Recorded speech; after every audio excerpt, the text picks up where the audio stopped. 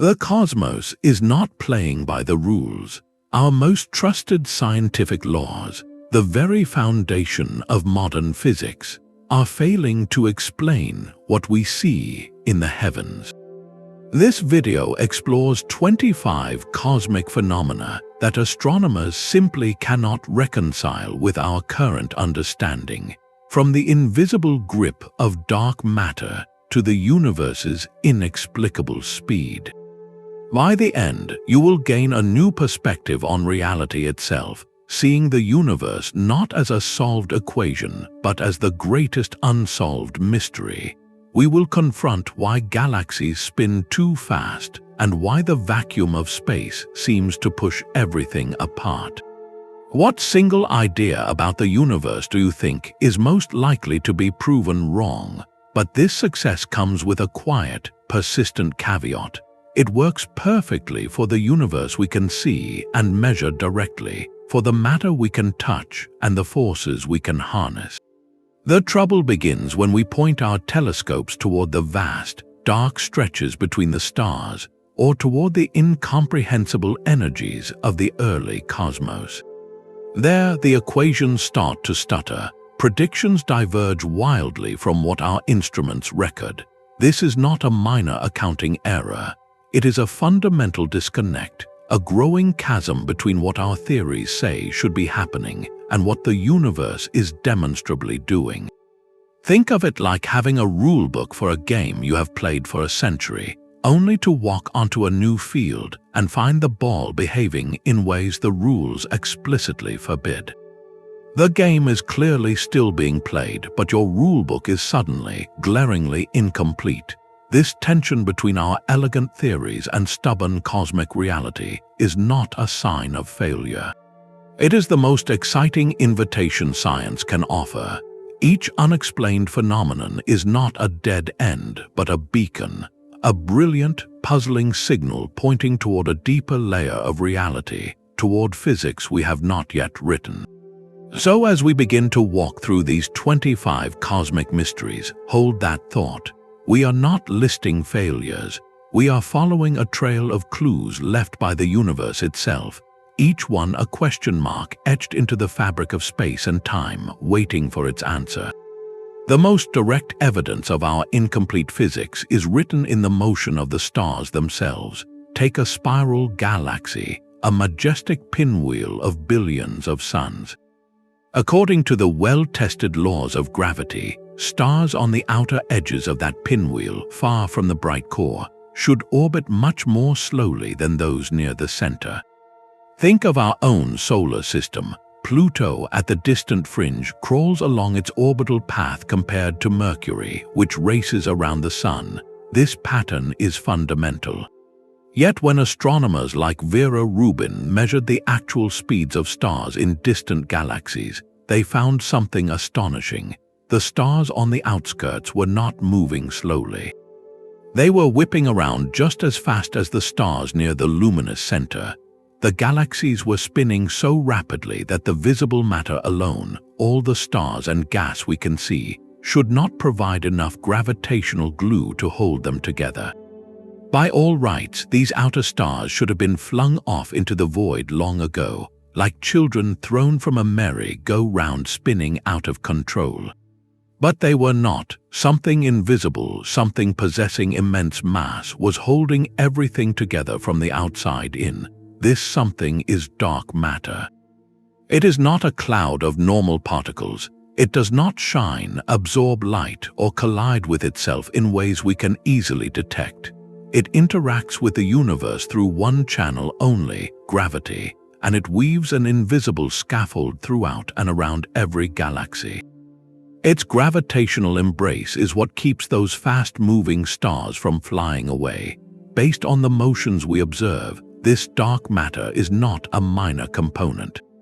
It outweighs all the ordinary matter in the cosmos by a factor of about 5 to 1. It makes up roughly 27% of the entire universe. We are, it seems, the rare exception. The stars and planets we see are just the luminous decoration on a vast, unseen framework. For decades, physicists have proposed candidates for what this mysterious substance could be. Weakly interacting massive particles, or WIMP, are hypothetical heavy particles that barely talk to normal matter. Actions are another candidate, incredibly light particles born from theoretical fixes to other problems in physics. Yet despite sophisticated experiments deep underground and in space, designed to catch the faintest whisper of a dark matter particle, it remains elusive. Its nature is unknown. This means that over a quarter of the content of the cosmos is a complete mystery to us, a shadowy presence we can only infer from the ghostly pull it exerts on everything we can see. It is the universe's most significant silent partner, and its refusal to reveal itself is a constant reminder that our map of reality is missing its most prominent feature. But the universe's hidden architecture is not content with merely holding things together. It has a far more dynamic and unsettling agenda. While dark matter's gravitational pull sculpts galaxies and clusters, a far more dominant force is doing the exact opposite. It is pushing the entire cosmos apart and doing so at an ever-increasing rate. This is dark energy. If the discovery of dark matter was a shock, the revelation of dark energy was a profound paradigm shift. For most of the 20th century, astronomers believed the universe's expansion, following the Big Bang, was gradually slowing down. Gravity, the great cosmic break, was expected to pull everything back together, eventually leading to a possible big crunch. Then, in the late 1990s, two independent teams made a landmark discovery by observing a specific type of stellar explosion, a supernova, in extremely distant galaxies.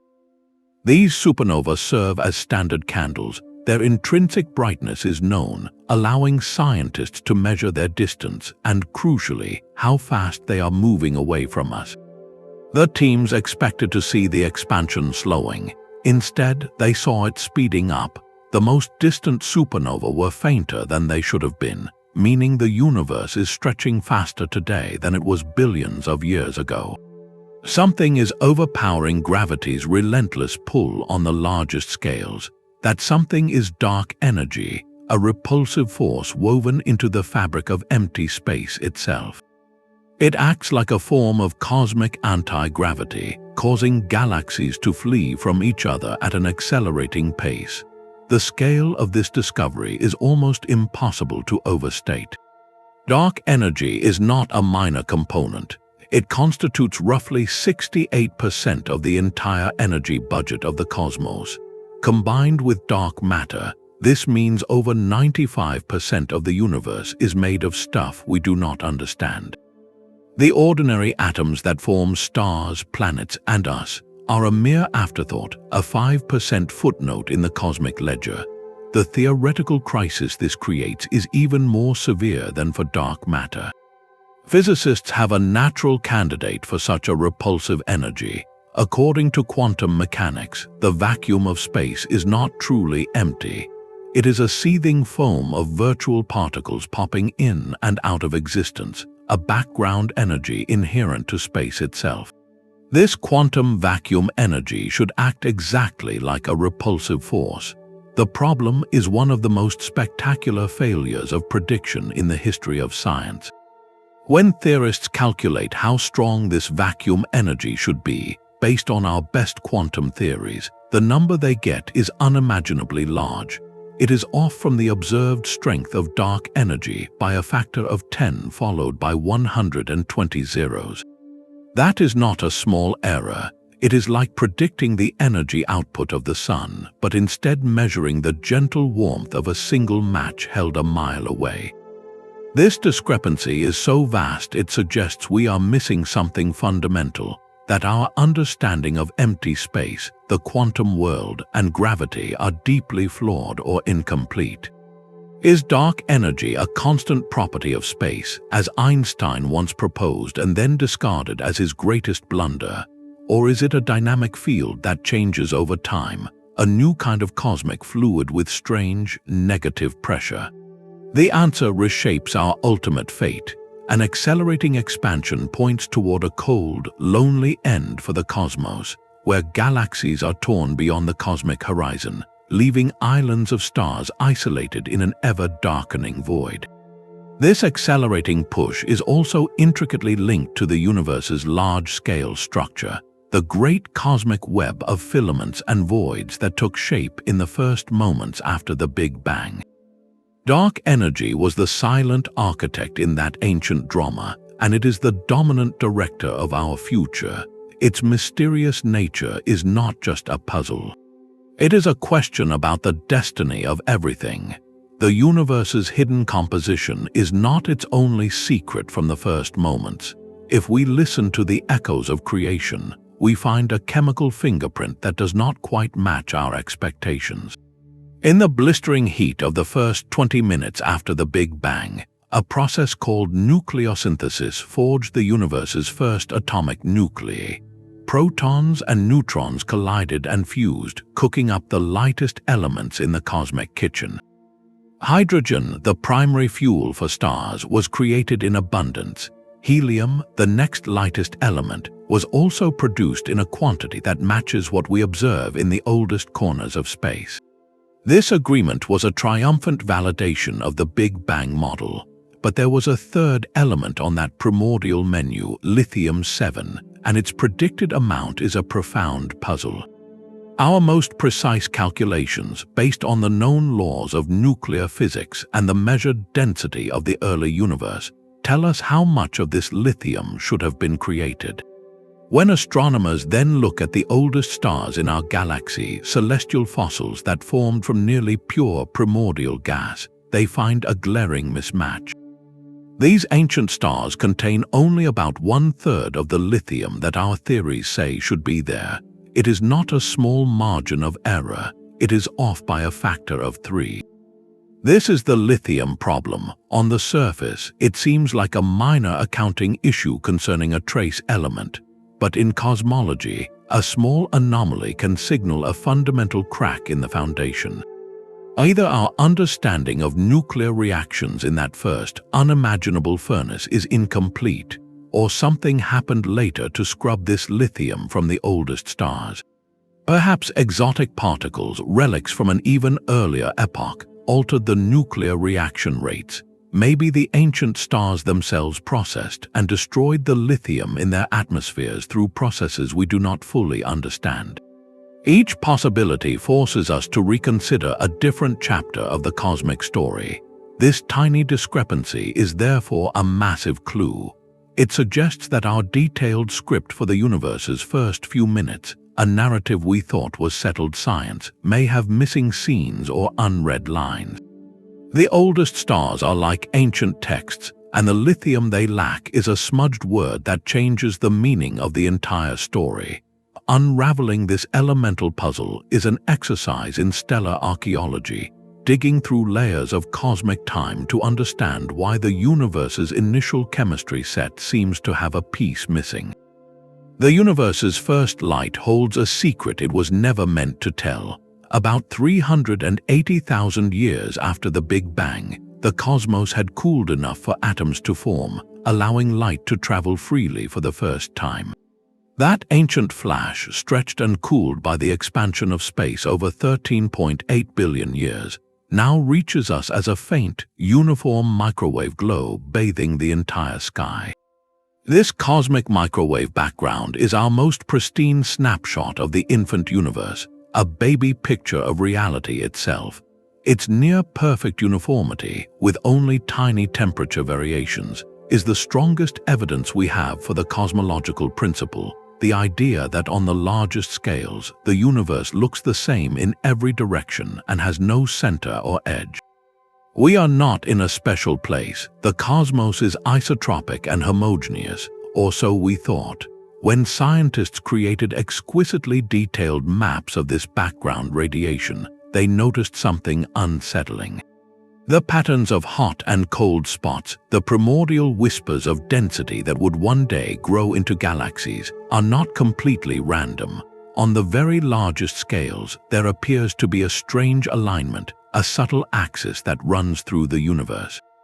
Even more bizarrely, this so-called axis shows a suspicious correlation with the plane of our own solar system and the direction of our galaxy's motion through space. This correlation is so statistically improbable, so cosmically inconvenient, that researchers half-jokingly nicknamed it the axis of evil. The name stuck because the implications are profound.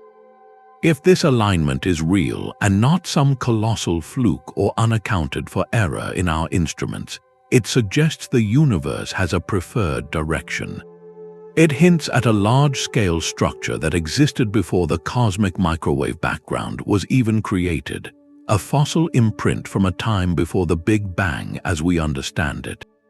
This directly challenges the foundational assumption of modern cosmology.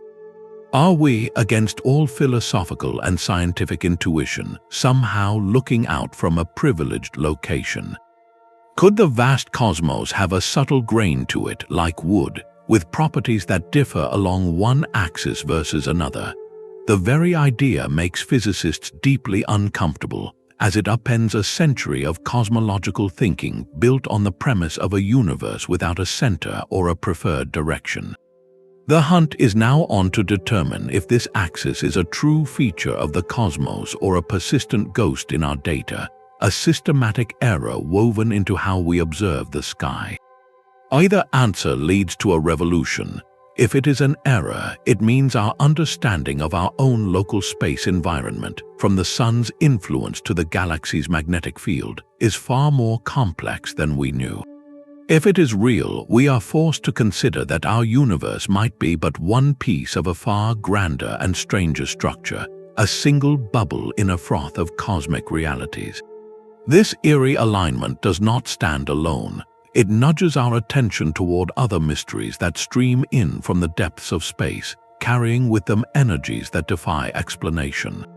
While the cosmic microwave background whispers of the universe's infancy, the cosmos also sends us messengers of unimaginable violence. Streaking through the void at nearly the speed of light are atomic nuclei, solitary protons or heavier elements, carrying more energy than any particle we can create on Earth. These are ultra-high energy cosmic rays. When one of these rare particles finally collides with a molecule in our upper atmosphere, it triggers a spectacular cascade, a shower of secondary particles that rains down over an area the size of a city. The energy packed into a single one of these cosmic bullets is staggering, millions of times greater than the protons we smash together in our most powerful human-built colliders. And that presents an immediate and profound puzzle. Space is not empty. It is filled with the faint glow of that cosmic microwave background radiation, a sea of low-energy photons left over from the Big Bang. According to our well-tested physics, a proton traveling across intergalactic space at such incredible energies should constantly bump into these background photons.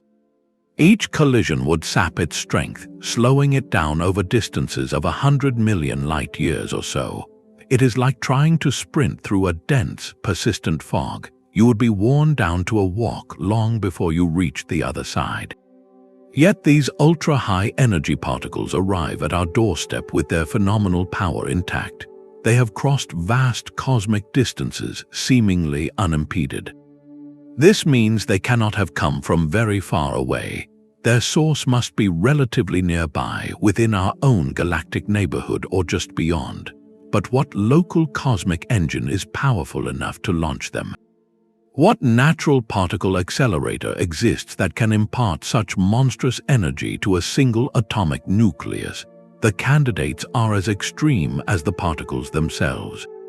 One possibility is the violent core of an active galaxy, where a supermassive black hole feasts on surrounding matter, launching jets of plasma that could potentially accelerate particles to these energies.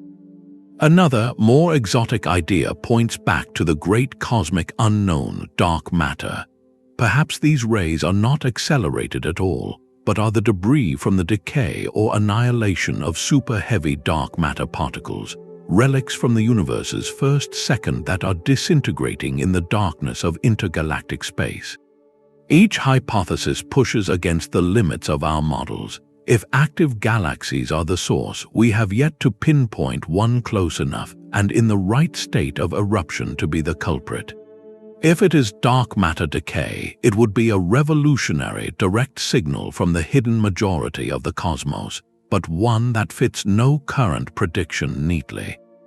These cosmic rays are more than just high-energy curiosities.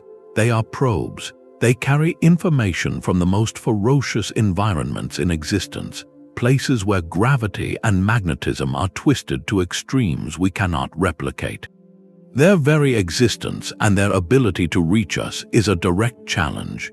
It tells us that our map of particle interactions across intergalactic space is incomplete, or that there are titanic forces at work in our cosmic backyard whose power we have barely begun to comprehend. Every time one of these rare events is detected, it is as if the universe has fired a warning shot, a reminder that the laws of physics as we know them are being tested in realms of energy we can only observe from a very, very safe distance. Even the silent, drifting probes we sent into the void have carried back whispers of the unknown. As the Pioneer 10 and Pioneer 11 spacecraft sailed beyond the orbits of the gas giants, becoming humanity's first emissaries to interstellar space, they were tracked with exquisite precision. By analyzing the faint radio signals sent back over billions of miles, scientists could plot their trajectories down to an almost unthinkable accuracy. Over years and decades, a tiny, persistent discrepancy emerged. Both spacecraft were experiencing a minuscule, unexplained acceleration back toward the Sun. It was a whisper of a force, less than a billionth of the gravity you feel standing on Earth, but it was there and it was constant. This was the Pioneer Anomaly. For a time, it was a tantalizing ghost in the data, hinting that our understanding of gravity itself might need revision in the vast, quiet realms of the outer solar system. Perhaps Newton's and Einstein's laws required a subtle tweak over such immense distances. The idea captivated theorists, suggesting a hidden layer to physics that only revealed itself in the profound emptiness between the stars. The ultimate explanation, however, proved to be a masterclass in engineering humility. Meticulous analysis revealed that the heat radiating from the spacecraft's own electrical systems and their radioactive power sources was not perfectly symmetrical. This tiny, anisotropic thermal radiation acted like a faint photon rocket, gently but persistently pushing the probes back toward the inner solar system. Once this thermal recoil force was meticulously modeled and subtracted, the vast majority of the anomalous drift vanished. Yet, for some researchers, a whisper of the anomaly remains, a residual signal so small it sits at the very edge of detectability. Whether this lingering nudge is a final, unaccounted-for thermal effect or a sign of something deeper is still debated, but the legacy of the Pioneer Anomaly is profound. It demonstrated with crystal clarity that in the laboratory of deep space, even the most minuscule of effects, the gentle pressure of escaping heat, can mimic the signature of new physics. It taught us that to hear the universe's faintest secrets, we must first understand the heartbeat of our own machines. This lesson connects directly to other orbital mysteries much closer to home, where the dance of planets themselves seems to hold a subtle, unexplained rhythm. The Pioneer probes taught us to listen for the faintest whispers in the data, but sometimes the universe speaks through a subtle, repeating hiccup in our own celestial maneuvers. When engineers slingshot a spacecraft around a planet to steal a little orbital energy, the math is supposed to be flawless. This gravity assist is a cosmic ballet, a precisely choreographed dance where a probe swings close to a world, using its gravity to whip itself onto a new trajectory with a predictable change in speed. Yet on several occasions, our most sophisticated navigators have been caught off guard. During Earth flybys, spacecraft like Galileo, Near, and Rosetta experienced tiny, unexpected bumps in velocity. These were not catastrophic errors, but minute deviations, fractions of a millimeter per second, that showed up consistently in the tracking data after the fact. The probes either gained a whisper more speed than predicted or lost a tiny bit. This is the Flyby anomaly. On the scale of interplanetary travel, such a minuscule shift seems trivial. But in the realm of orbital mechanics, where trajectories are calculated with breathtaking precision over millions of miles, it is a glaring inconsistency. It suggests a force and influence that our models of gravity and motion do not include. Proposals to explain it have ranged from the subtle to the revolutionary. Perhaps Earth rotating mass drags the fabric of spacetime around with it ever so slightly, an effect predicted by Einstein's relativity but thought to be too small to measure in this context. Maybe residual atmospheric drag at high altitudes, or even heat radiation from the spacecraft itself echoing the Pioneer lesson, plays a more complex role than we can currently model. Yet after decades of analysis, no single explanation has gained consensus. The anomaly persists as a quiet, nagging clue. What makes it so compelling is its specificity. It appears tied to Earth flybys, a scenario involving a large, rotating body and a probe in a very particular dynamic relationship. This hints that our understanding of gravity in complex, multi-body systems, especially near spinning masses, might be incomplete in ways too subtle to notice anywhere else. We have built our cosmic rulebook from observations of planets orbiting a static sun, or moons circling their worlds, but a high-speed spacecraft whipping around a spinning planet in a carefully angled encounter might be probing a unique corner of physics, a regime where the simple, elegant equations reveal a hidden term. Each successful, yet slightly off, gravity assist is like a single note played out of tune in an otherwise perfect symphony. To the casual listener, the music still sounds right. But to the conductor, that one note signals an instrument that is not quite calibrated to the hall's acoustics.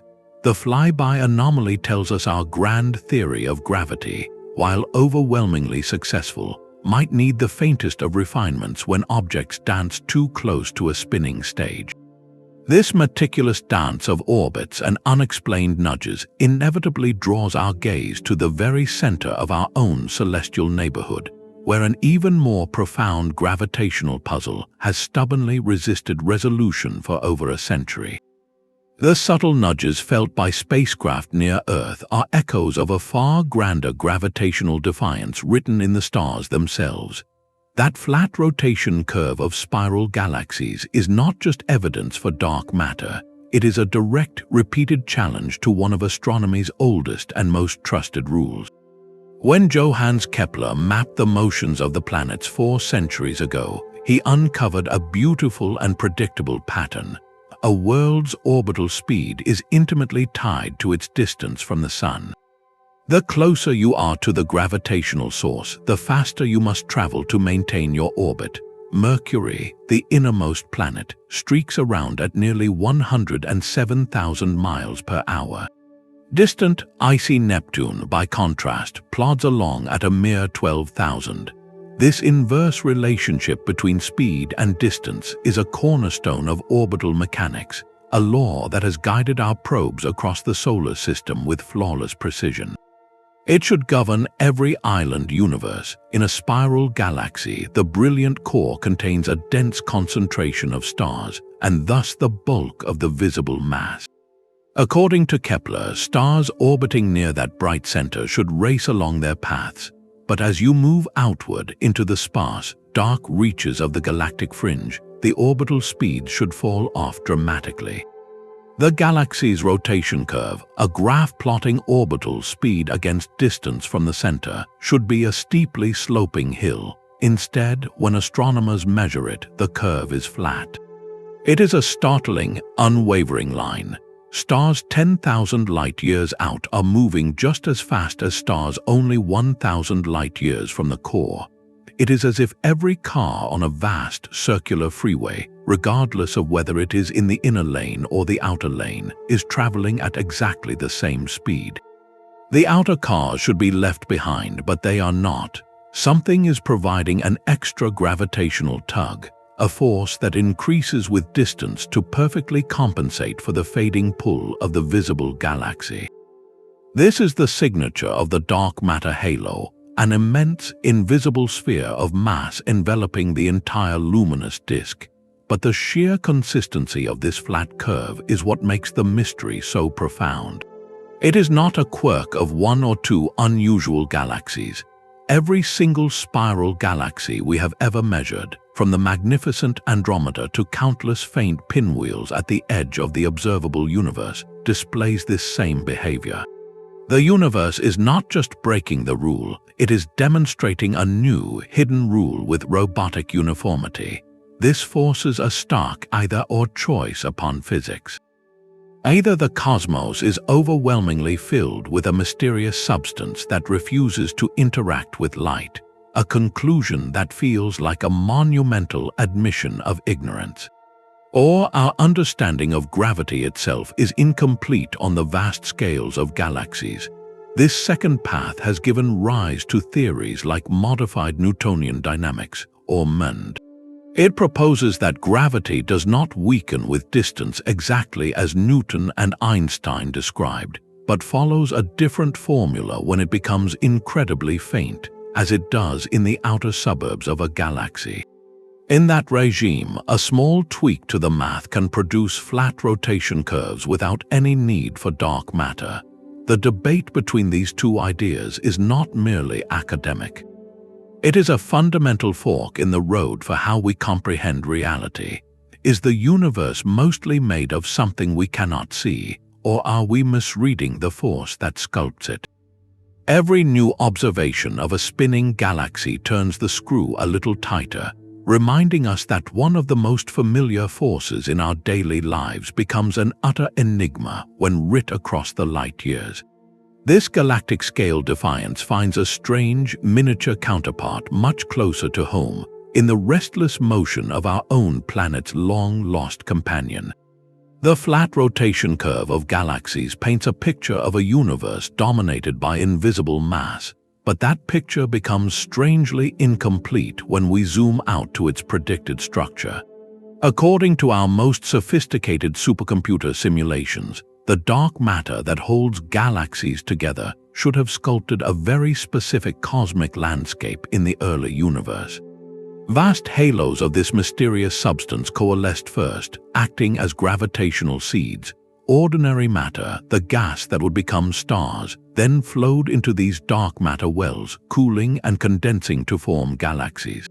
This process is hierarchical. The largest galaxies, like our Milky Way, are built from the mergers of countless smaller protogalaxies. Crucially, the simulations tell a consistent story. A giant spiral galaxy should be the proud center of a vast entourage, surrounded by a swirling swarm of thousands of smaller satellite galaxies, each one a tiny dark matter halo that managed to attract and retain a pocket of gas. This predicted satellite swarm is a direct consequence of the cold, slow-moving dark matter that forms the foundation of our standard cosmological model. Yet when we look up at our own galactic neighborhood, the numbers tell a very different story. Astronomers have catalogued the satellites of the Milky Way. We see the large and small Magellanic Clouds, a handful of dwarf spheroidal galaxies like Fornax and Draco, and a few more recent, ultra-faint discoveries. In total, we have found only a few dozen of these companions, not thousands. This glaring mismatch is the missing satellite problem. It is as if we predicted a bustling metropolis would be surrounded by hundreds of small towns, but when we arrive, we find only a quiet handful of villages scattered across an otherwise empty countryside. The simulation and reality are in direct tension. One leading idea to resolve this is that dark matter might not be perfectly cold and sluggish. Perhaps it is slightly warm, meaning its particles had a bit more speed and mobility in the early universe. This warmth would have smoothed out the smallest density fluctuations, preventing the very tiniest dark matter halos from ever forming. The result would be a cosmos with far fewer minuscule satellites, much closer to what we actually observe. It is a subtle tweak with profound implications, suggesting the hidden majority of matter might have more complex properties than we assumed. Another possibility lies not with dark matter, but with the violent astrophysics of the young cosmos. In those first generations of stars, massive ones lived fast and died young in colossal supernova explosions. These stellar deaths would have blasted powerful winds of radiation and gas out into their nascent dwarf galaxies. In the smallest halos with the weakest gravity, these winds could have simply blown all the star-forming gas away entirely, leaving behind a dark matter husk that never ignited with stars. We would not see it because there is nothing luminous to see. The satellite is there, but it is a ghost, a shadow of dark matter alone. This process, called reionization feedback, could have sterilized countless potential galaxies before they ever truly began.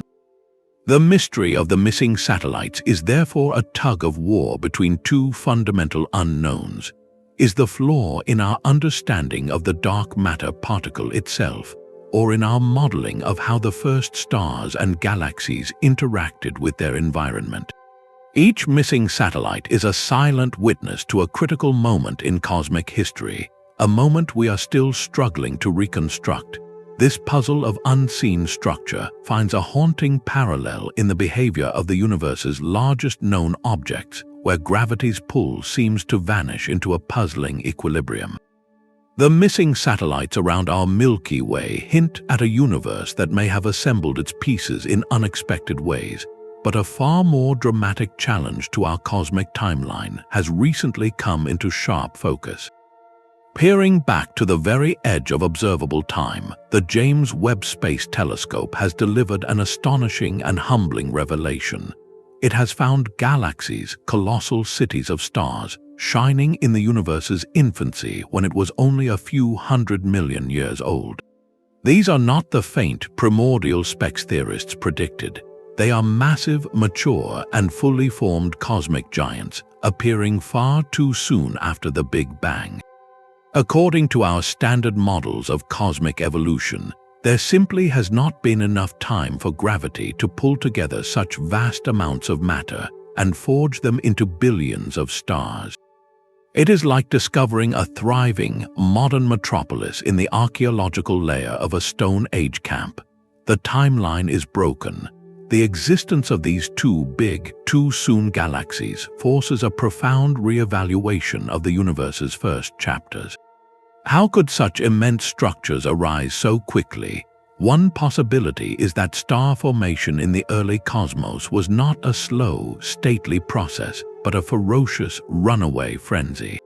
Perhaps the first generations of stars formed with an efficiency and speed we have never witnessed in the modern universe, converting nearly all available gas into stellar furnaces in a single, explosive burst. Another, more radical idea questions the initial conditions themselves. Maybe the seeds for these giant galaxies were planted by ultra-dense fluctuations in the very first instant after the Big Bang, giving them a monumental head start. Or perhaps our entire cosmological model, the detailed story of how gravity amplifies tiny ripples into great galactic walls, needs a fundamental rewrite.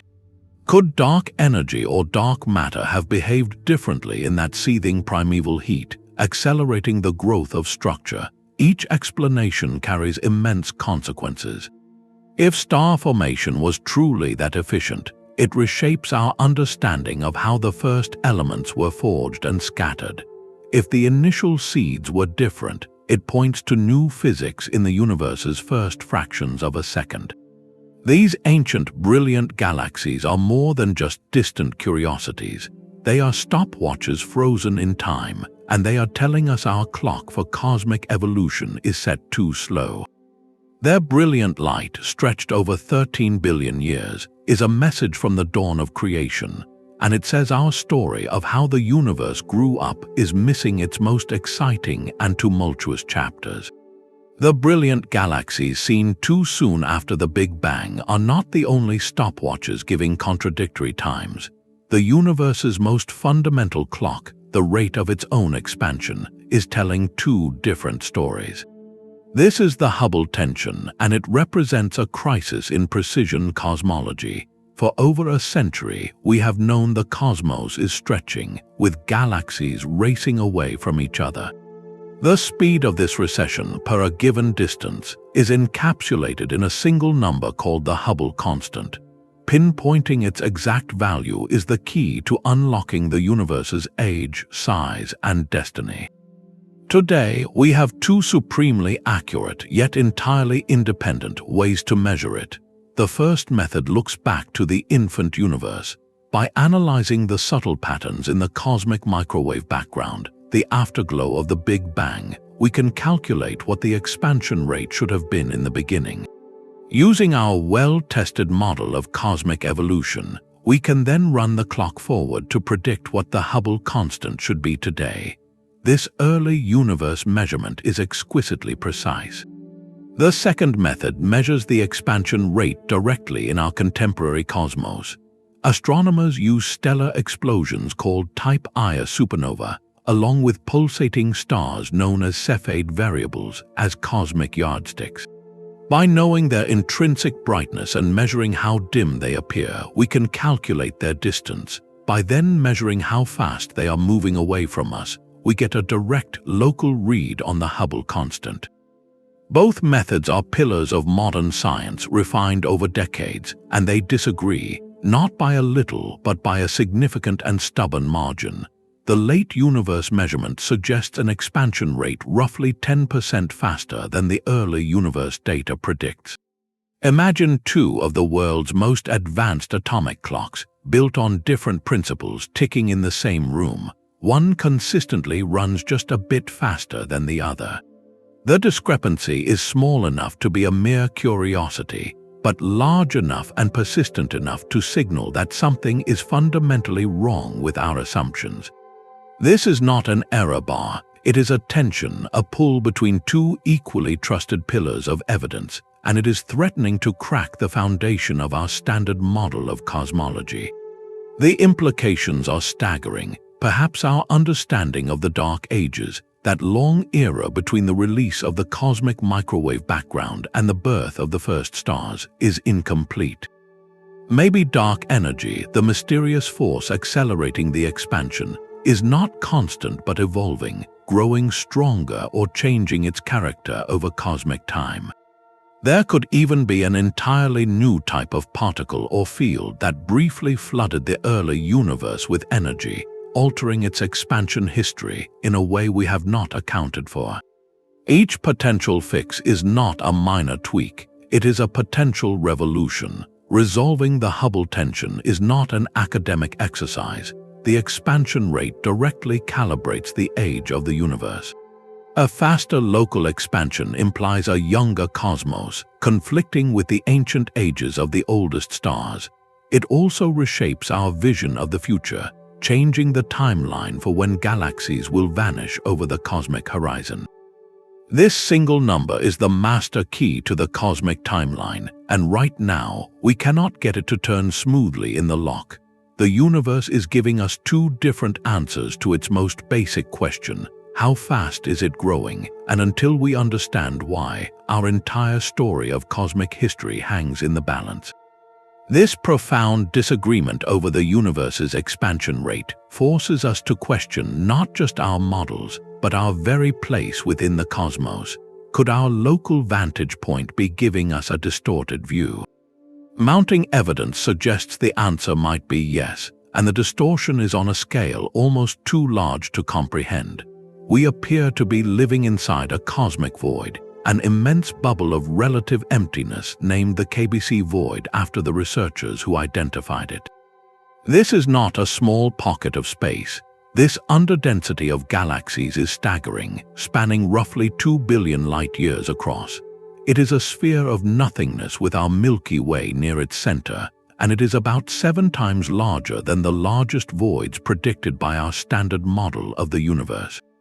The implications are immediate and jarring. If we are sitting in a giant hole, then the space around us is less dense, and gravity's pull from surrounding matter is weaker than the cosmic average.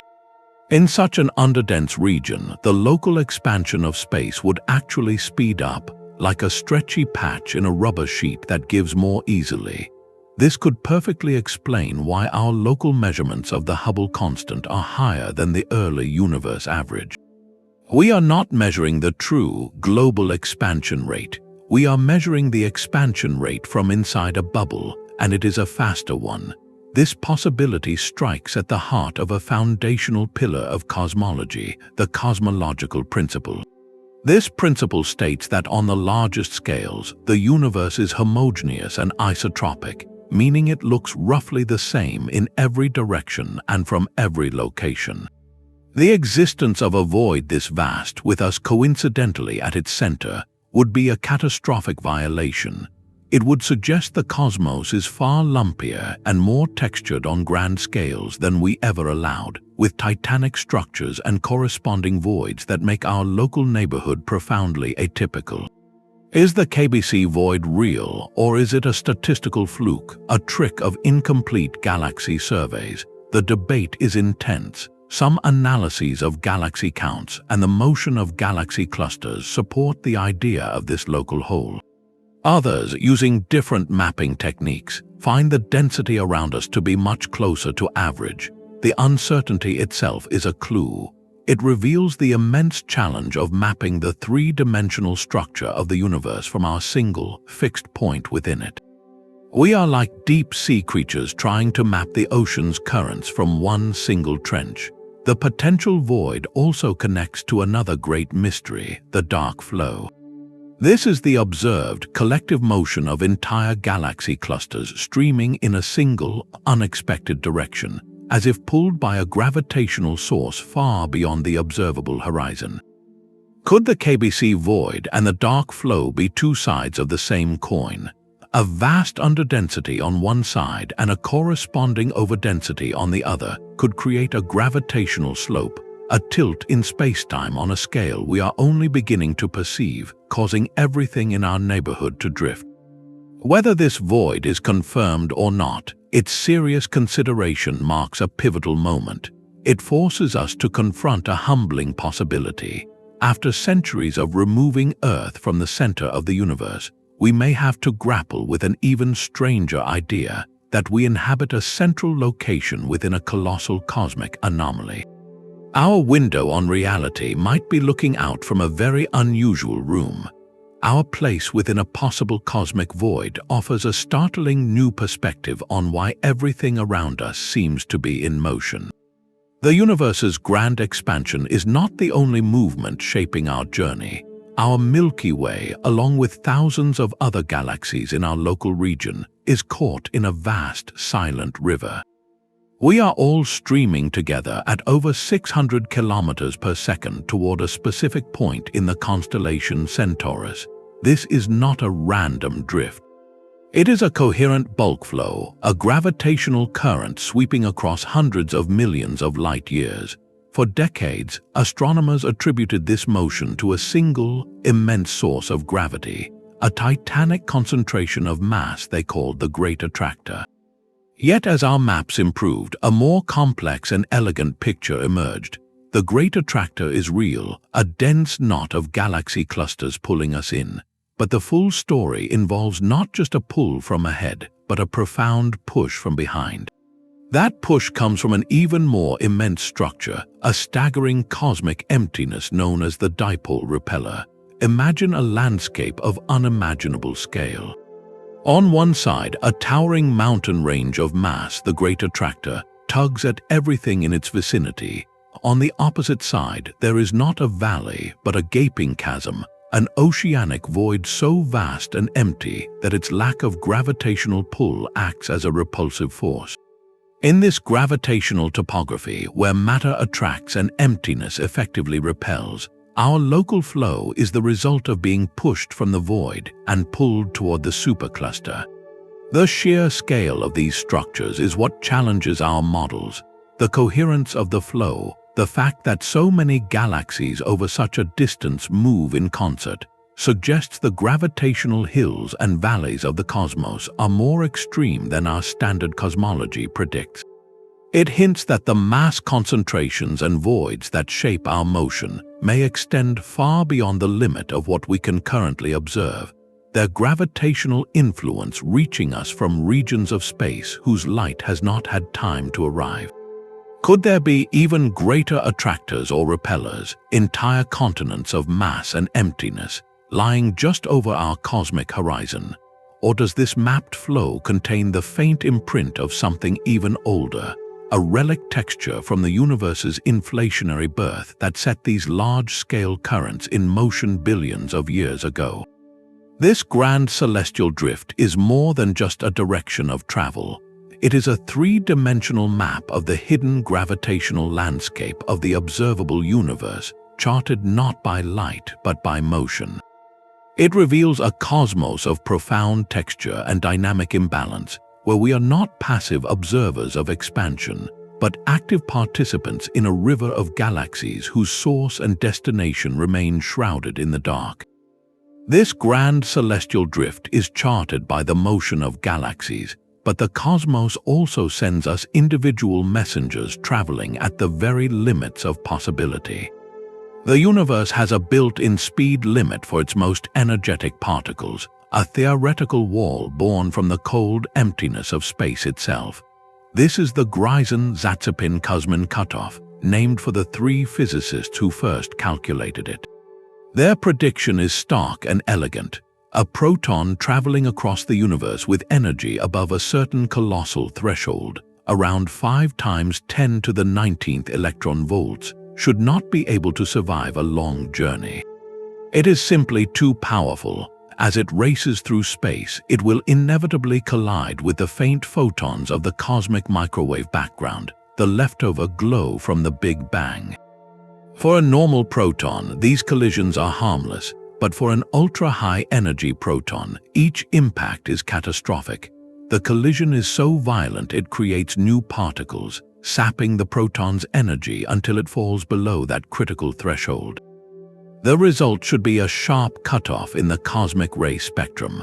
From sources beyond our local galactic neighborhood, we should see virtually no protons with energies above this wall. The distant universe for these ultimate particles should be opaque. Observations have confirmed a suppression, a steep decline in the number of these rays at the highest energies. This is a triumph for fundamental physics, a validation that our understanding of particle interactions across intergalactic space is correct, yet the data holds subtle, nagging puzzles. The cutoff is not as sharp and clean as the simplest models predicted. It appears more as a gradual suppression than an absolute wall. Even more intriguing, a handful of events have been recorded with energies that seem to push right up against, or even possibly exceed, this theoretical limit. These outliers are the real mystery. If they are real and not just measurement uncertainties, they defy the established rules. How did they get here? One possibility is that they are not protons at all, but heavier atomic nuclei like iron. Heavier nuclei have a higher energy threshold before they hit this photodisintegration wall, so they could potentially travel further. Another, more thrilling idea is that these extreme particles did not have to travel far. Their sources must be incredibly close on a cosmic scale, within our own local supercluster of galaxies. This forces the question: what unimaginable event happened relatively nearby in our cosmic backyard that could act as a particle accelerator of such monstrous power? The leading candidates are the most violent engines we know, active galactic nuclei where supermassive black holes launch jets of plasma, or perhaps the cataclysmic mergers of neutron stars. Yet we have not definitively linked any of these rare, nearby cataclysms to the arrival of a super-energy cosmic ray. The GZK cutoff is therefore a double-edged clue. Its general presence confirms a key piece of our cosmic model, the pervasive sea of ancient photons and the laws of high-energy physics. But its fuzzy, imperfect edge whispers of exceptions, of cosmic accelerators of staggering power we have yet to pinpoint, or of particles whose nature allows them to cheat the universal speed limit just a little. It is a boundary condition for reality, a fence at the edge of known physics, and the universe seems to be sending a few messengers right over the top. The universe's speed limit for particles is defined by an ancient sea of light, but some cosmic events break all our rules for energy and time. From the depths of space come flashes so brilliant they outshine entire galaxies, yet they vanish in the blink of an eye. These are fast radio bursts. For a few thousandths of a second, a source in a distant galaxy unleashes a torrent of radio waves packing the energy of hundreds of millions of suns. Then, just as suddenly, it goes dark. The first of these bursts was discovered in 2007, buried in archived data from a radio telescope, and for years they were cosmic ghosts, one-off events with no explanation. Then astronomers caught one repeating. This changed everything. It meant the source was not destroyed in the cataclysm, ruling out the most violent single explosions. The repeater was traced back to a magnetar, a highly magnetized neutron star within our own galaxy. This provided a crucial clue, suggesting at least some of these bursts come from these cosmic powerhouses, where a starquake or magnetic avalanche could unleash a titanic pulse. But the story quickly grew more complex. As we discovered more repeating bursts, no two behaved the same. Some fire off sporadically, with quiet periods lasting weeks or months before erupting again. Others burst in frantic, chaotic storms. Some even show a faint, steady radio glow between their brilliant flashes. This incredible diversity suggests there may be multiple cosmic engines capable of producing these phenomena. The leading theories are as extreme as the bursts themselves. Could they be the birth cry of a new black hole, formed when two ultra-dense neutron stars collide and merge? Perhaps they are produced by a highly magnetized neutron star interacting with a companion star or a surrounding disk of debris. Some researchers have even proposed exotic origins, like the snapping of cosmic strings, hypothetical defects in the fabric of spacetime from the universe's first moments. The sheer power and brevity have, understandably, led to more speculative ideas, including the possibility of advanced technology. While there is no evidence for an artificial origin, the search for patterns within the bursts is a serious scientific endeavor, because nature is the most likely and most fascinating engineer of all. Their unpredictability is what makes them so maddening and so valuable. Because these radio waves travel billions of light years to reach us, they pass through the diffuse gas and magnetic fields that float between galaxies. This material leaves a subtle fingerprint on the signal, a dispersion that smears out the burst. By analyzing this smear, astronomers can use fast radio bursts as probes to weigh the missing ordinary matter in the cosmos, the atoms that should exist but have evaded our telescopes. They are illuminating the darkness not with their source but with their journey. Each millisecond flash is therefore a double message. It is a scream of unknown physics from a distant object operating at the extreme edge of what is possible, and it is a precise laser beam cutting through the cosmic fog, mapping the invisible structure of the universe itself. We are left with a profound puzzle. How can something so transient unleash power on a galactic scale? And what does their chaotic chorus tell us about the most magnetic and violent corners of reality? While fast radio bursts scream their millisecond messages across the cosmos, another type of signal stands out for its profound silence after a single, tantalizing shout. In the summer of 1977, a radio telescope at Ohio State University known as the Big Ear was engaged in a routine sky survey, listening to the static hiss of the universe. On August 15th, the telescope's computer printer chattered to life, recording a sequence of numbers representing signal intensity. As astronomer Jerry Amon reviewed the data the next day, his eyes locked onto a vertical column where the characters jumped from the typical ones and twos to the sequence 6, E, Q, U, J, 5. The signal strength had spiked to 30 times the background noise, Eamon circled the sequence in red pen and, in the margin, wrote a single, emphatic word: wow. This 72-second burst of radio waves was narrowband, centered on the hydrogen line frequency, a channel many scientists considered a logical choice for interstellar communication. It came from the direction of the constellation Sagittarius, and then it vanished, never to be heard again. The WOW signal remains, to this day, the most compelling candidate in the history of the search for extraterrestrial intelligence, or SETI, a perfect fingerprint of what an artificial, interstellar beacon might look like. Yet its one-off nature makes confirmation impossible. The most likely explanation is a natural, but extraordinarily rare astrophysical event, perhaps a comet's hydrogen cloud passing through the telescope's beam, or a fortuitous reflection of a human transmission off a piece of space debris.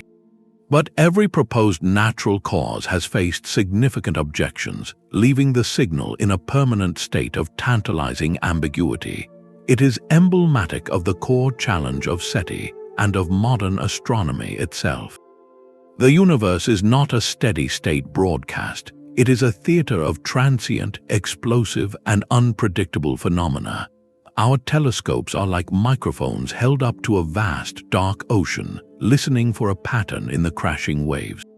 We might catch a single, perfect note that sounds like a voice, but if it is never repeated, we are left wondering if it was just a trick of the wind. The WOW signal and other unexplained SETI anomalies force a humbling perspective.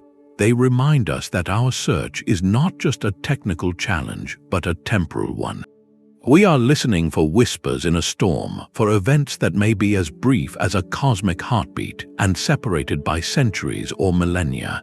The cosmos may be filled with such rare, brilliant flashes, both natural and perhaps otherwise, that our brief moment of listening has only just begun to catalogue.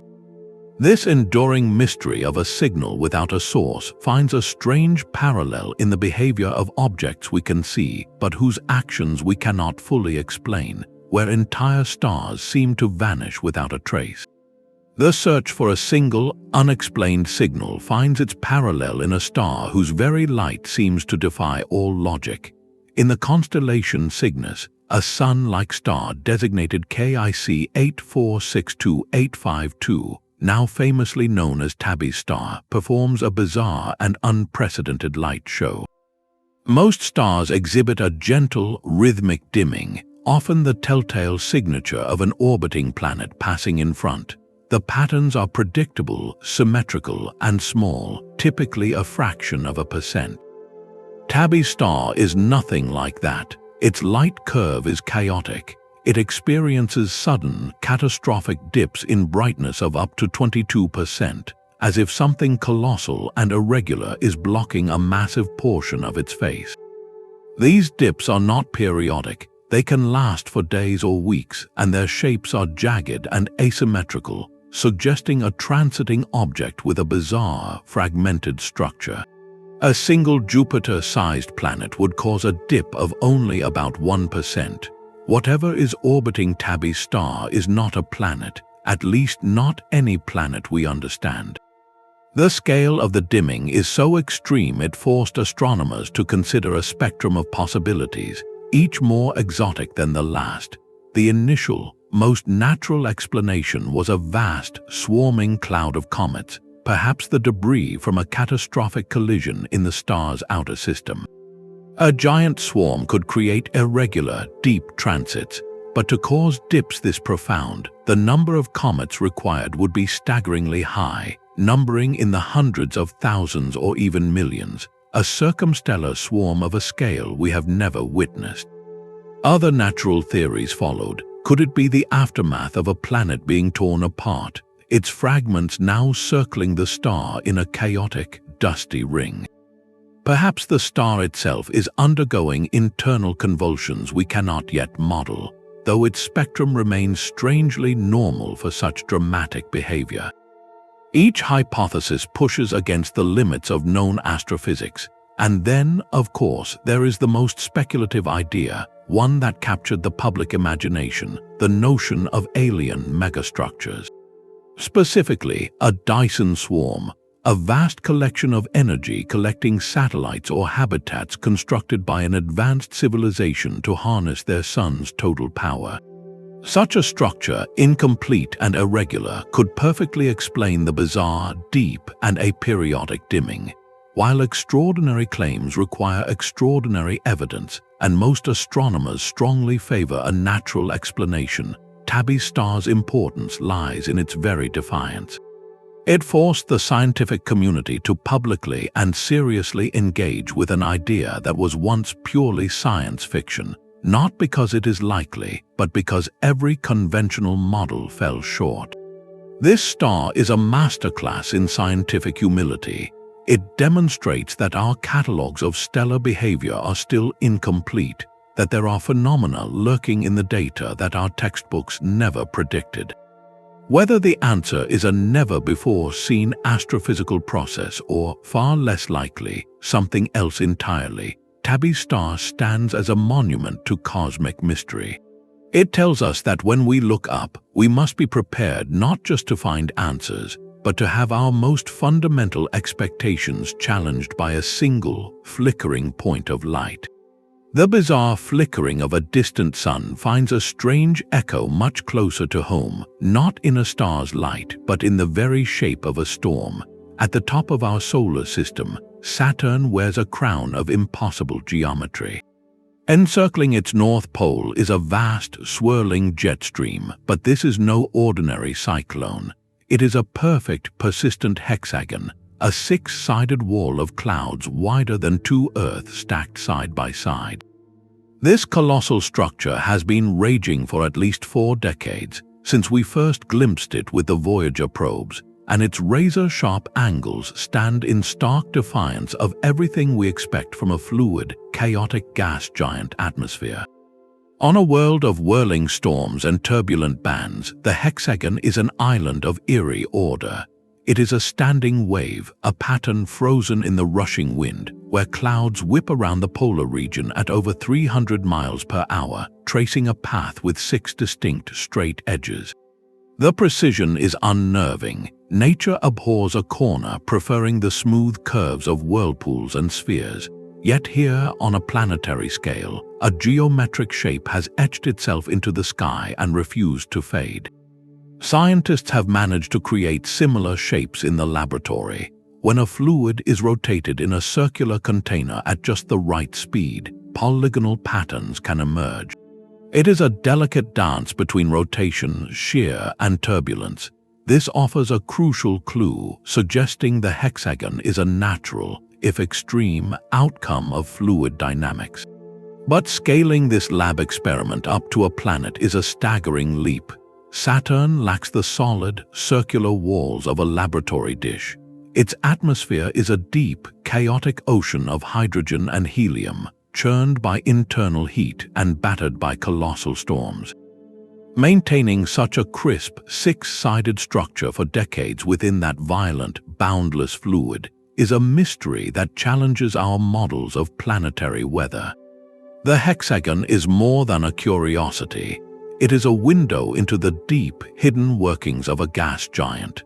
Its stability hints at complex, stable dynamical regimes in Saturn's polar atmosphere that our current equations do not capture.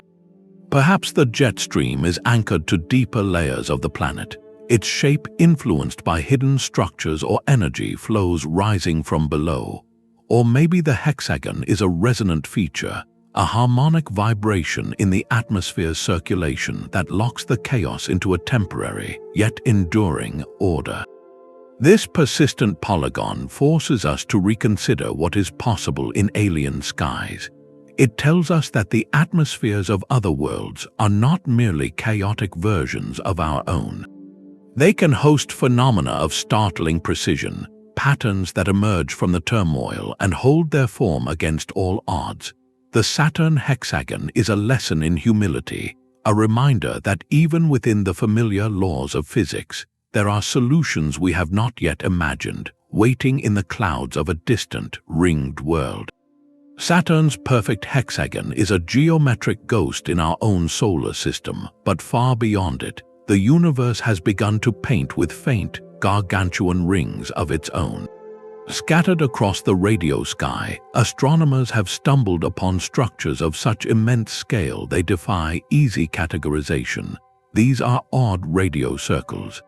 Imagine a smoke ring, but one so vast it could comfortably swallow an entire galaxy like our Milky Way. That is the staggering scale of these faint, circular halos, visible only in the specific wavelengths of radio light. They are not tied to any single, obvious source at their center. They simply hang in the depths of space, ethereal and enigmatic, like cosmic fingerprints pressed into the fabric of the void. Their discovery is a story of modern astronomy itself. They were not found by a lone astronomer at an eyepiece, but by sophisticated algorithms sifting through petabytes of data from radio sky surveys. These digital eyes spotted what human perception might have missed, faint circular anomalies that did not match any known type of object. They are a new class of cosmic entity, and their very existence tells us that our maps of the large-scale universe are still shockingly incomplete. What could possibly create such colossal, ring-shaped structures? The leading natural hypothesis points to a titanic, ancient explosion. Perhaps they are the shock waves from a galactic wind, a hurricane of particles blown out by a frenzy of star formation that occurred billions of years ago in a central galaxy now grown quiet. Or maybe they are the aftermath of a merger between two supermassive black holes, a collision so violent it sent spherical shock waves rippling through the intergalactic medium, which we now see as a thin, circular shell. There are more speculative ideas, of course. Could the intense radiation jets from an active galactic nucleus, viewed end-on, create the illusion of a perfect ring? Or might they be the signatures of something even more exotic, like the theoretical throats of wormholes, their gravitational lensing magnifying light from behind into a circular mirage? Each explanation pushes at the boundaries of known astrophysics, requiring energies and scales that challenge our models of galactic evolution and feedback. The true power of the odd radio circles lies not in any single theory, but in their collective presence. They are a population. If a handful have been found already, it implies the sky could be dotted with many more of these faint giants, a hidden architecture of rings woven through the cosmos. They force us to confront a humbling reality. For all our powerful telescopes, we have likely been blind to an entire category of enormous structures simply because we did not know to look for their specific, subtle signature. They are a reminder that discovery is not just about looking deeper, but about learning to see in new ways. The universe may be filled with whispers written in radio light, the faint echoes of events so colossal and ancient that their only remaining trace is a ghostly circle, a silent question mark hanging in the dark. The ghostly rings of odd radio circles are echoes of colossal forces, but there is a place in the universe where the very concept of information, the record of what things are, faces total annihilation. This is the black hole information paradox, a conflict so deep it threatens to unravel our understanding of reality's most fundamental laws. On one side stands quantum mechanics, the rulebook for the subatomic world. It holds a sacred principle: information preservation. Every particle, every interaction leaves a trace. The exact state of what falls into a fire, for instance, is theoretically recoverable from the pattern of its smoke and light, scrambled but never lost. On the other side stands Einstein's general relativity, which describes black holes as perfect cosmic traps. Their event horizon is a point of no return, and at their core lies a singularity, a point of infinite density where the laws of physics as we know them cease to exist. If something crosses the horizon, it is gone forever, its information seemingly crushed out of existence at the singularity. For decades, physicists accepted this grim fate. Then Stephen Hawking made a startling discovery. He realized that black holes are not perfectly black. Due to quantum effects at the very edge of the event horizon, they should slowly leak a faint thermal glow of particles, now called Hawking radiation. This radiation carries away energy, causing the black hole to shrink and over eons completely evaporate. This is where the paradox crystallizes. Hawking radiation, according to his early calculations, is purely thermal, like the glow from a hot stove. It contains no specific information about what formed the black hole or what fell in. If the black hole evaporates entirely, leaving behind only this generic thermal radiation, then all the detailed information about the stars, planets, or books that were consumed is irretrievably lost. Quantum mechanics says this cannot happen. The two foundational pillars of modern physics, both brilliantly successful, give contradictory answers to a simple question: what happens to the information that falls into a black hole? The implications are staggering. If information can be truly destroyed, it rewrites quantum theory. If it cannot, then our picture of black holes from general relativity is profoundly incomplete. Resolving this paradox is not an academic exercise. It is the clearest signpost we have pointing toward a theory of quantum gravity, a framework that can marry the large-scale warping of spacetime with the fuzzy rules of the quantum world. The leading candidate, string theory, suggests information might be preserved on the event horizon itself, encoded in a holographic film, and slowly released in the Hawking radiation in a complex, scrambled form. Other ideas propose there is no true singularity, or that black holes never fully evaporate, leaving behind a tiny, information-packed remnant. Each hypothesis takes us to the precipice of known physics, to the edge of the singularity where space and time break down. This paradox forces us to ask what reality truly is at its core. Is the universe fundamentally deterministic, preserving every bit of its history, or can information truly vanish into a cosmic void? The answer will redefine our understanding of causality, of time, and of the very fabric from which existence is woven. The conflict over information at the edge of a black hole is a battle of fundamental principles, but our own galaxy holds the fossilized evidence of a real cataclysmic event. Rising from the heart of the Milky Way, two colossal bubbles of searing energy stretch into the void. These are the Fermi bubbles, immense twin structures that balloon above and below the galactic plane, each one reaching 25,000 light-years into space. We are living in the aftermath of a titanic eruption that occurred from 2 to 4 million years ago, a blast so powerful it left scars on the sky visible only in the most energetic light. Discovered by the Fermi Gamma-Ray Space Telescope just over a decade ago, these bubbles are not made of gas and dust, but of a fog of ultra-high energy particles glowing fiercely in gamma rays. Their symmetry is perfect, their scale is staggering, and their origin points directly to the sleeping giant at our galactic core, the supermassive black hole named Sagittarius, a star. The bubbles are a clear sign that our black hole was not always dormant. In the cosmic past, it awoke in a fury, and the question that haunts astronomers is, what exactly did it do? The leading theory is a phenomenon called a jet. As matter spirals into a supermassive black hole, unimaginable magnetic fields can focus some of the infalling material into two narrow, opposing beams that blast outward at nearly the speed of light. If Sagittarius, a star, experienced a period of intense feeding, perhaps from a stray gas cloud or a disrupted star, it could have launched such relativistic jets directly up and down out of the galaxy. These jets would have plowed through the galactic halo, shocking gas and accelerating particles to create the giant, bubble-shaped shockwaves we see today. But there is a problem. The Fermi bubbles are remarkably smooth and symmetrical. They lack the messy, knotted structure we typically see in the jets from distant active galaxies.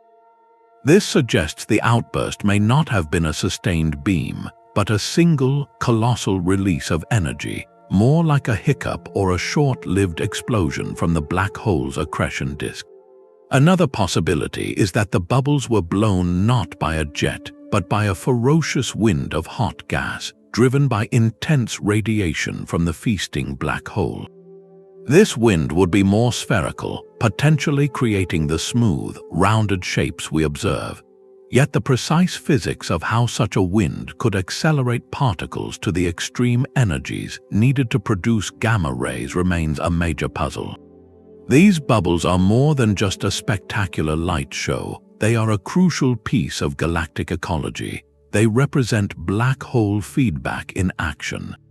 The energy and particles pumped into the galactic halo by this ancient event would have heated the surrounding gas, preventing it from cooling and falling back into the galaxy to form new stars. This self-regulating process is thought to be why massive galaxies do not grow indefinitely. The Fermi bubbles are a fossilized snapshot of this cycle, a direct observation of how a black hole's violent past can shape the future evolution of its entire home galaxy. Yet, as a fossil, it is frustratingly incomplete. We see the outline, but the fine details of the event, its exact trigger, duration, and energy output, are blurred by millions of years. Were we to witness such an outburst today from a safe distance in a neighboring galaxy, it would be a spectacle of terrifying beauty, a reminder that the calm center of our Milky Way is capable of a violence that reshapes its entire domain. The Fermi bubbles are a monument to our galaxy's violent history, but the most mysterious visitor to our solar system arrived in silence. In October 2017, telescopes in Hawaii detected a faint point of light moving at breathtaking speed. Its trajectory was unlike anything seen before. It was not orbiting the sun, it was passing through, a traveler from the vast space between the stars. Astronomers named it Oumuamua, a Hawaiian word meaning scout from the distant past. This was the first confirmed interstellar object ever observed within our solar system, a messenger from another star. Its brief visit was packed with puzzles. Initial observations suggested it was oddly elongated, perhaps shaped like a cigar or a pancake, tumbling chaotically through space. But the real mystery unfolded as it sped away. After its slingshot around the sun, astronomers tracked its path with extreme precision. They found it was not just coasting under the sun's gravity. It was accelerating ever so slightly on its way out. This was a non-gravitational acceleration, a tiny but undeniable push that defied a simple explanation. For comets, such a push is common. As they near the sun, their ices heat up and vaporize, jetting gas and dust into space. This outgassing acts like a natural rocket engine, altering their orbit.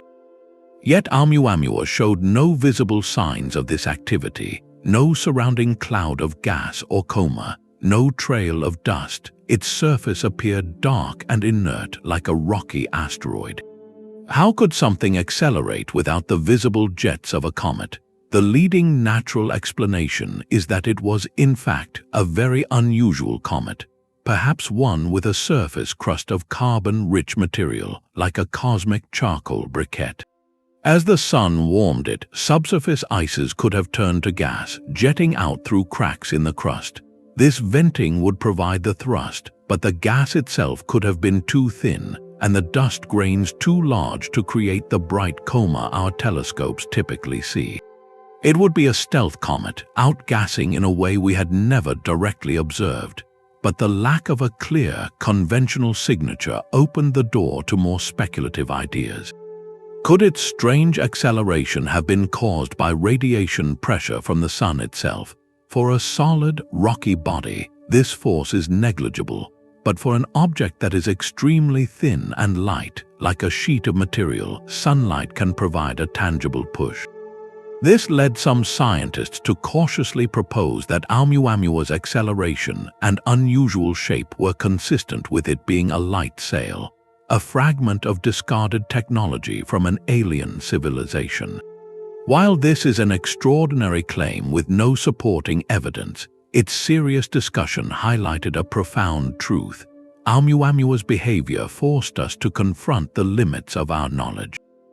We have built our understanding of small bodies from the comets and asteroids of our own solar system, a single data point in the galaxy. This visitor was our first sample from another star, and it did not neatly fit our categories. Its silent acceleration is a clue written in the language of motion, a clue we are still deciphering. It tells us that the population of interstellar space is likely filled with objects whose compositions and behaviors are alien to us, shaped by the unique environments of distant stars. Was it a peculiar comet, a shattered fragment of a Pluto-like world, or something else entirely? We may never know for sure, as Oumuamua is now far beyond our reach, fading into the darkness from which it came. Its legacy is a single, brilliant data point, a reminder that our cosmic neighborhood is constantly visited by strangers, and we are only just beginning to learn how to read their stories. While Oumuamua's silent acceleration remains a puzzle, a far more pervasive and ancient glow blankets the entire cosmos. Beyond the brilliant pinpoints of galaxies and the cold whisper of the cosmic microwave background, space holds a faint, uniform warmth. This is the cosmic infrared background, a diffuse light that fills the universe at longer wavelengths than our eyes can see. For decades, astronomers have meticulously measured this background glow, adding up the light from every known galaxy and star. Yet, when the accounting is complete, a significant surplus remains. There is more infrared light shining in the darkness than all the catalogued galaxies can possibly produce. This infrared excess is a ghost in the machine of the cosmos, a collective whisper from sources we have not yet seen. It is as if you walked into a vast, dark forest at night, hearing the rustle of every animal you can identify, but still sensing a constant, low hum coming from the trees themselves, a sound with no single, visible source. This surplus glow is not a flaw in our instruments, it is a signal. It is the integrated light of countless faint, distant objects, their individual contributions too dim to pick out, but together creating a detectable haze that permeates all of space. The question is, what are these objects? What fires burning in the hidden depths of time contribute to this universal warmth? One compelling possibility takes us back to the universe's first dawn. The earliest stars, known as population 3 stars, were behemoths, hundreds of times more massive than our Sun. They lived fast, brilliant lives and died in spectacular supernova, flooding the cosmos with their first light.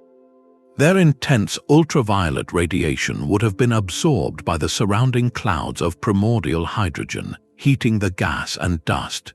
This warmed material would then re-radiate that energy at longer, infrared wavelengths.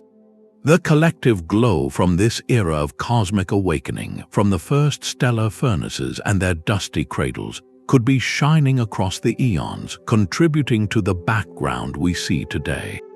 Another source could be incredibly dusty galaxies from a slightly later epoch. When stars form within thick, obscuring clouds, their visible light is absorbed and re-emitted as infrared radiation. These dust-enshrouded galaxies might be so faint at optical wavelengths that they evade our deepest galaxy surveys, yet their combined infrared output could be substantial. They would be the hidden factories of the early universe, their prolific star formation masked by their own debris, only betraying their presence through this collective, warm haze. Then there is a more exotic candidate, one that ties back to the universe's greatest mystery. Could this excess infrared light be a signature of dark matter itself? Some theories propose that dark matter particles are not completely stable. They could slowly decay or annihilate each other, producing standard particles as a byproduct. If this process generates photons, they would most likely emerge at infrared or other wavelengths. The diffuse, uniform nature of the background excess fits what we might expect from a process happening everywhere dark matter exists, which is everywhere. While this remains speculative, it offers a thrilling possibility that we might be seeing not the light of stars, but the faint thermal death rattle of the universe's hidden majority. Pinpointing the true source of this infrared excess is more than an accounting exercise. It is crucial for understanding a pivotal chapter called the epoch of reionization. This was the period when the first stars and galaxies lit up, their fierce radiation tearing apart the neutral hydrogen atoms that filled space, making the universe transparent to light for the first time since the cosmic microwave background was released. The infrared background holds clues to the intensity and timing of this universal transformation. It is a fossil record of the universe's first light production, a cumulative ledger of every photon produced since the dawn of time that wasn't absorbed along the way. By deciphering this glow, we are not just adding up light, we are reading a hidden history. We are trying to hear the combined murmur of the universe's first fires, to distinguish the warmth of infant stars from the possible whisper of decaying dark matter. Each possibility reveals a different narrative for how the cosmos emerged from its dark ages. This pervasive, unresolved warmth is therefore a direct challenge. It tells us that our census of the universe, even with our most powerful telescopes, is still incomplete. There are entire populations of objects, perhaps the very first ones, whose light has been stretched and diluted into a uniform sea, waiting for us to learn how to listen to its ancient story. This faint, ancient warmth is the universe's cumulative memory, but within its oldest snapshot lies a single, chilling anomaly. In the map of the cosmic microwave background, that pristine baby picture of the universe, there exists a region so profoundly cold it stands out like a frozen bruise on the sky. Known simply as the cold spot, this circular area in the constellation Eridanus is far larger and much colder than our best models of cosmic randomness can easily explain. It is not just a little cooler than average, it is a colossal statistical outlier, a feature that should be exceedingly rare in a universe born from smooth, random quantum fluctuations. The simplest explanation is that it is just that, a rare fluke, a 1 in 100 or even 1 in 1,000 chance manifestation of cosmic variance.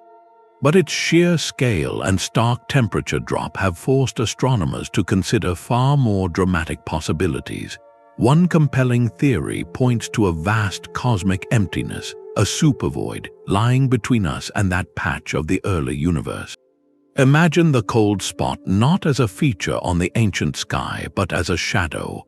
If an immense region of space, billions of light years across, contains far fewer galaxies and clusters than average, it would be an underdense bubble. As light from the cosmic microwave background travels through this void on its way to us, it must climb out of this gravitational well. According to Einstein's general relativity, light loses energy climbing out of a gravitational potential, a phenomenon called the integrated Sachs-Wolf effect. This energy loss would manifest as a slight cooling, stretching the microwaves to longer, colder wavelengths.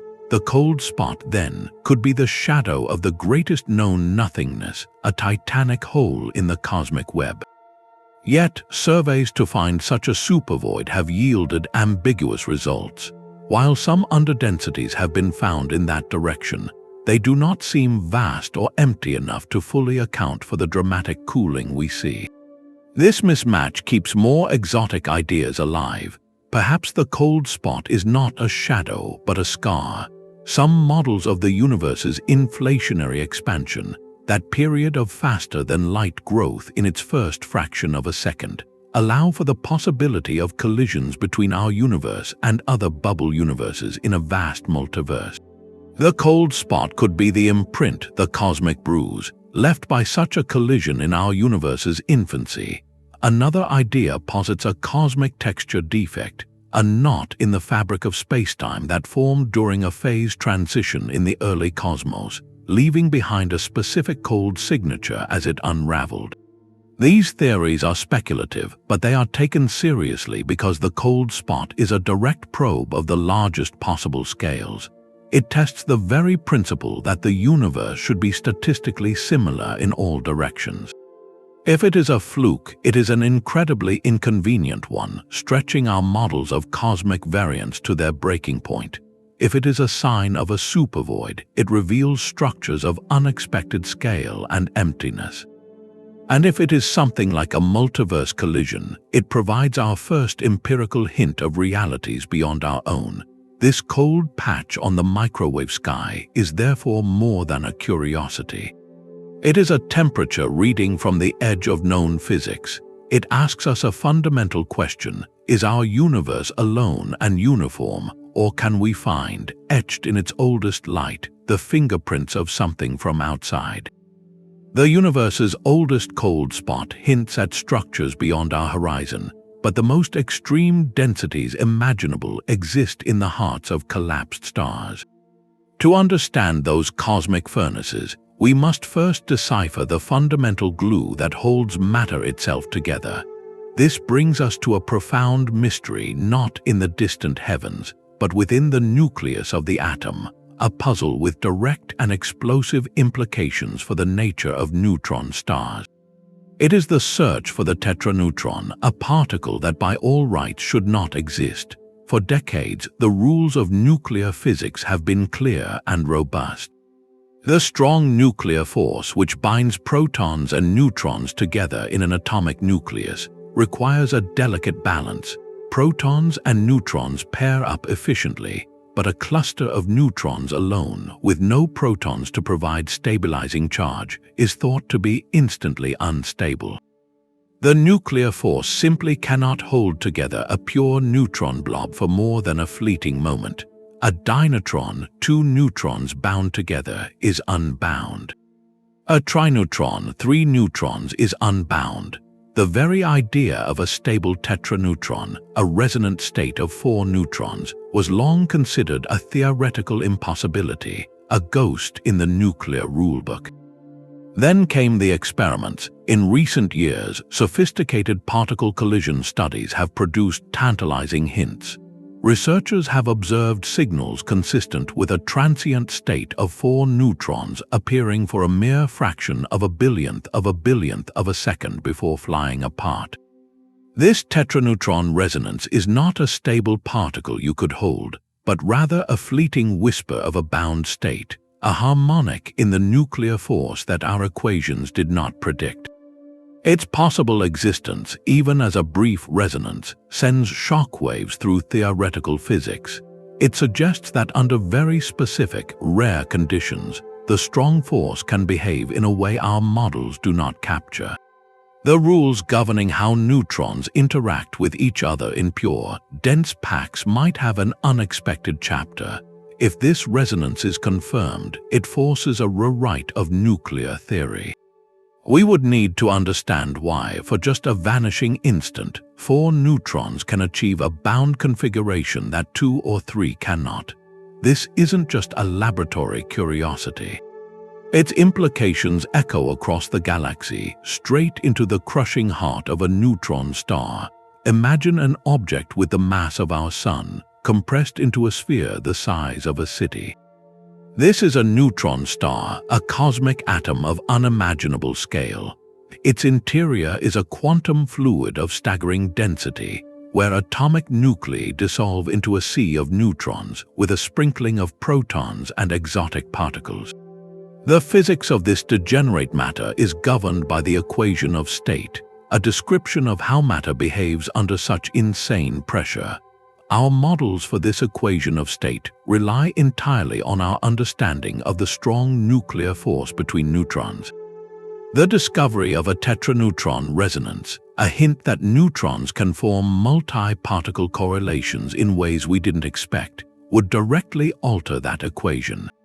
It could mean that the interior of a neutron star is stiffer or softer than we calculate, changing our predictions for its maximum possible mass, its size, and how it vibrates when two of them collide. The faint signal in a particle detector could therefore explain why some observed neutron stars seem inexplicably large or massive, or why the gravitational waves from their mergers have certain characteristics. It is a stunning connection. A phenomenon lasting an infinitesimal moment in a lab could unlock the secrets of matter at its most extreme, in the most magnetic and dense objects in the universe. The Tetra-Neutron reminds us that the cosmos is not divided into separate disciplines. A mystery in the realm of particle physics does not stay there. It reverberates, its consequences traveling up the scale from the infinitesimal to the astronomical, proving that to truly understand the stars, we must first listen to the whispers of the nucleus. These cosmic puzzles are not scattered pieces from different games. They are interlocking clues from a single, unsolved mystery. The profound push of dark energy is not separate from the stubborn pull of dark matter. They are two sides of the same cosmic ledger, their balance directly shaping the Hubble tension that tells two different stories of expansion. The missing satellites around our Milky Way and the impossibly fast spin of every spiral galaxy are both written by the same invisible hand, a gravitational signature that either demands a new substance or a rewritten law of gravity. Even the lithium deficit in ancient stars and the baffling hexagon on Saturn, while seemingly worlds apart, are expressions of physics operating in regimes we have not yet mastered. Each anomaly is a point of pressure on our current framework, a specific place where the elegant equations of Newton, Einstein, and quantum theory begin to bend or crack under the weight of observation.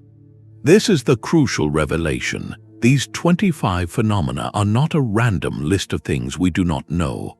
They are a diagnostic chart, a map of the failure points in our understanding of reality. The cold spot in the ancient sky, the silent acceleration of an interstellar visitor, the impossible galaxies seen too soon, all of them press on different joints of the same theoretical structure. This pattern strongly suggests that a single, unifying breakthrough, perhaps a successful theory of quantum gravity or the discovery of a new cosmic field, could resolve not just one but a whole cluster of these mysteries at once.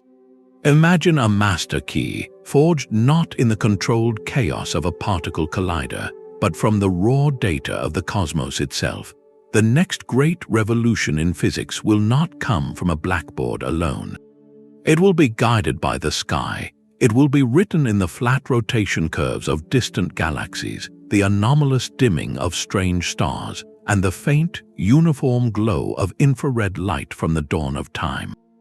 Our task is to listen to what the universe is telling us through its contradictions, to see the connections between the largest voids and the smallest nuclear resonances. For in that grand, interconnected tapestry of ignorance, we will find the threads that lead us to a deeper, truer story of everything. These 25 cosmic riddles are not a catalogue of failure, but a map of the frontier. From the invisible scaffold of dark matter to the silent push of dark energy, from the impossible spin of galaxies to the fleeting whispers of a tetraneutron, each phenomenon is a beacon. They illuminate the edges of our understanding, the precise points where our most trusted theories meet a reality that refuses to conform. This journey has taken us from the first 3 minutes of the cosmos to the ongoing drift of our own galactic neighborhood, revealing a universe that is far stranger, more dynamic, and more mysterious than the one described in our textbooks. The true purpose of science is not to build an unassailable fortress of knowledge, but to construct a ladder. Each rung, each discovery, allows us to climb higher and see further, only to find a new horizon of questions waiting in the distance. These enigmas are that new horizon. They are an open invitation, a challenge written across the sky in the language of mathematics, light, and motion. As Carl Sagan so beautifully observed, somewhere, something incredible is waiting to be known. These 25 puzzles are that incredible something. They are the universe's way of reminding us that curiosity is our most powerful instrument, and that the greatest discoveries often begin with a simple, profound admission: we do not yet know. Which of these mysteries speaks most directly to your imagination?